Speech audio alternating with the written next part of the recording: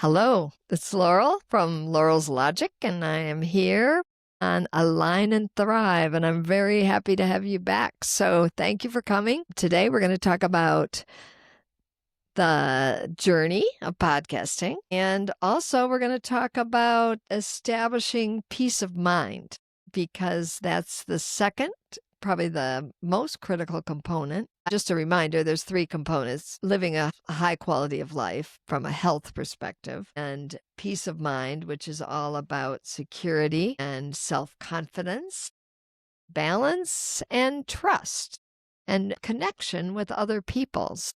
It's a critical component of bridging the gap between us and others. Having trust in other people is going to be key to us coming together as a community and ending this time period of hate and mistrust where we can't even discuss issues because we don't trust ourselves to do it. I find it very frustrating that we're not talking about the things that are happening in the world amongst one another on a regular basis. We talk to the people who we know are kind of in our camp, but we don't talk to our neighbors necessarily or other people in the community to let them know that this is something that's important. We need to talk about it. You know, when I grew up, we were taught never to discuss politics or money at the dinner table because people wouldn't necessarily get along. But I think it's time we talk politics at the dinner table in a respectful and kind and curious way where we attempt to learn from each other and figure out ways that neither one of us have thought of to resolve issues. Peace of mind for me, all about having in place the tools and the plans that give me the ability to sleep well at night and to have hope for the future, not to be panicking, not to be instilled in a vortex of fear and confusion. Sometimes I get sucked into the vortex. You know, a lot of the culture wars that we're seeing are actually by design to keep us afraid of one another, to keep us afraid of the future and of people who might be different than us, so that we will not be focused on the fact that the rich people are getting very rich at our expense and that people are being treated less than kindly. You know, I was raised with do unto others as you would have others do unto you. And we're failing at that right now. And so I think all of us, if we could step up and actually act with purpose of being good people and compassion and kindness ruling the day, and just kind of block out any source of people who are trying to see hate and division, we'd be better off. So obtaining peace of mind is being, in order to do so, you have to be able to sort the reality from the fake, right? And you have to have plans in place.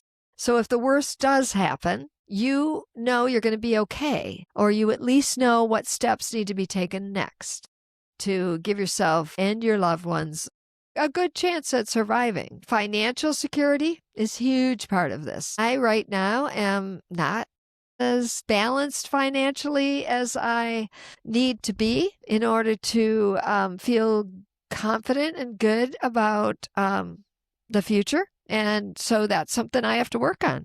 Also, physical security. You know, I left. I live in one place and have another home in my main home. I actually live in a motorhome in the winter.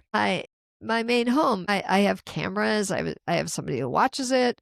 And when I went home and stayed by myself, it was a very good feeling to be able to put on my alarm system so that if somebody happened to be coming, or if there was a fire or some kind of issue happened during the night, I would be alerted to it. And to know that, you know, so that gave me a sense of security. I'm not saying everybody has to have an alarm system. I don't know that that's required. And the cameras that I have are like very much enjoying using them to see the wildlife and just to see the different weather and how it's impacting my home. And I can just kind of touch base with home once in a while without ever actually being there. It's all part of this peace of mind, the sense of security that I'm trying to build for myself. I think one thing that I need for a sense of security is to know that my family and my friends are doing well, So I like that social media. I like that I get a call once in a while. I'll text, and if I had 3 sons, so they're not always the best at calling their mother. So I sometimes just text them and say, "Hey, you have to respond.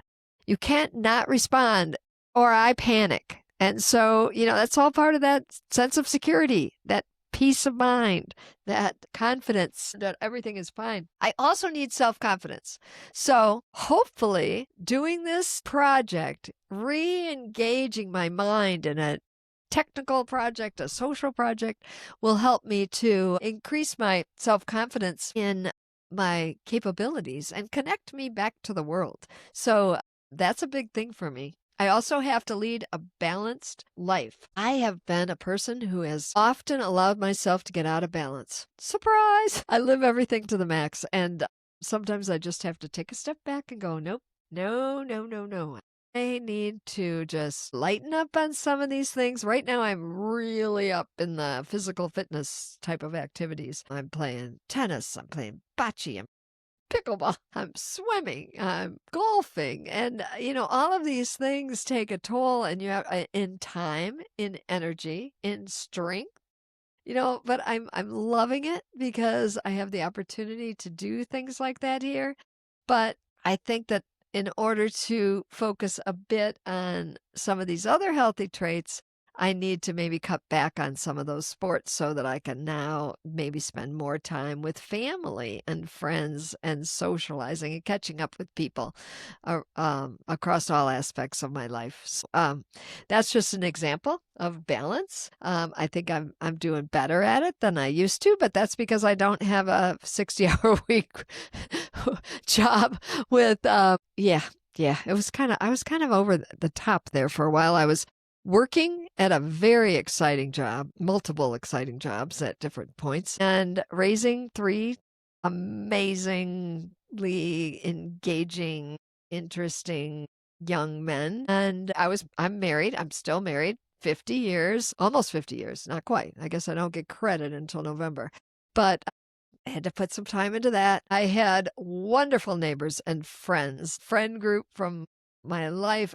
So, all of these things were taking this huge toll on me. And I really was probably not as healthy as I could have been because stress takes a big toll. Not sleeping because you're out partying or having a good time with people, or you're just working too much, all of that.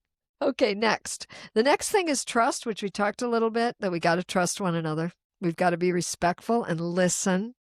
Over the years at General Motors, I had to take effective listening classes. I wasn't always the best listener, and I kind of learned a lot about the stages of communication, and that, somebody who's distraught and upset, until you acknowledge the feeling that you're hearing from them, they can't move beyond that stage. So if somebody comes in, example, during work, we learned that somebody comes in, they've had a flat tire, everything's terrible, and they're just, and everything's just been terrible. They can't move beyond that, become a productive employee, or be calm enough to face the rest of their day unless somebody says, wow, you're stressed, you're tired, you're angry, you're sad.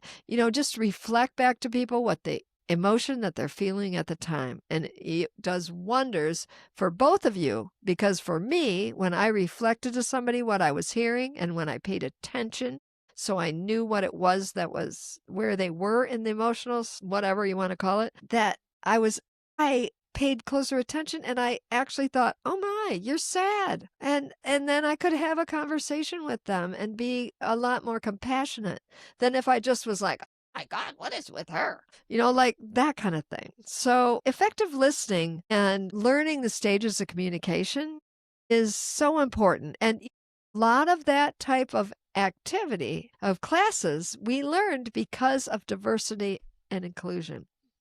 Because of diversity and the different people who were coming into General Motors, and because of our commitment to including them, even if they were different than the rest of the population, it was because it was good for business. It wasn't because, maybe initially it was partially the law that created these situations in the first place. But the point was, General Motors was a much stronger company because of the people who were available to look at solving problems and working to build the next innovation for the future. And without all of those different perspectives, we wouldn't have gotten to where we were. I mean, when I was at General Motors, Maureen Kempston Drakes, and I got the name a little bit wrong there. We'll look that up. She was the head of Latin America, Africa, and the Middle East, a woman. And when she went into the countries to meet and represent General Motors, the men who were of different religion and different, who were maybe sexist, chauvinist people, had to accord her the respect if they wanted to do business with our company. We, all over the world, we learned that, it's a holiday for that religion. Well, then we have to honor that, and we will work around that schedule, and we'll all be fine. Like doing the global portal, we deployed in 66 countries across the world, and I had a global portal team where we had probably 50 representatives from all over the globe once a month who make it called into a call. And the proudest thing that I think I have ever done was run those meetings where people all acknowledged me and I acknowledged them and their importance to the team every month by saying hello and how are you, and asking questions that were directed to them and the things that they were concerned about. And they were learning from me. I was learning from them. Other countries were learning from us. And the most beautiful thing about General Motors in probably the 80s and the early 2000s was the globalization. Because we were one company, we learned to work as a world, not as a segregated little country that only cared about itself.